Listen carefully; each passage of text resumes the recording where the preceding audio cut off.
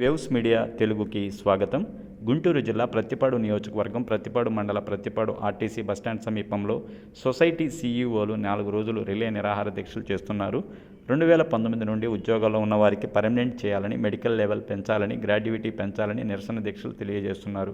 ప్రభుత్వం వెంటనే స్పందించి డిమాండ్లన్నీ నెరవేర్చాలని, లేని పక్షంలో నిరసన ఉధృతం చేస్తామని తెలిపారు. ఈ కార్యక్రమంలో అన్ని మండలాల సీఈఓలు, సిబ్బంది పాల్గొన్నారు. ప్రధానంగా మేము 5 డిమాండ్ల మీద మేము నిరాహార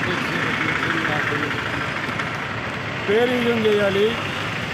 2019 తర్వాత వాళ్ళందరినీ పర్మనెంట్ చేయాలి. జీవో నెంబర్ 36 అమలు చేయాలి. గ్రాడ్యుయేటీ పెంచాలి.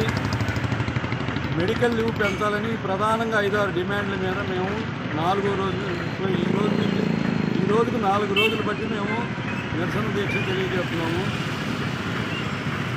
ఈ డిమాండ్లు నెరవేర్చాల్సిందిగా ప్రభుత్వాన్ని డిమాండ్ చేస్తాం.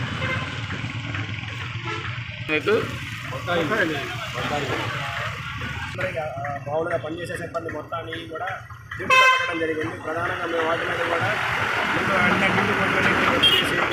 సమ సిబ్బందికి ఇచ్చే జీతాలు డ్యూటీలో పెట్టకుండా ఉండాలని మేము ప్రధానంగా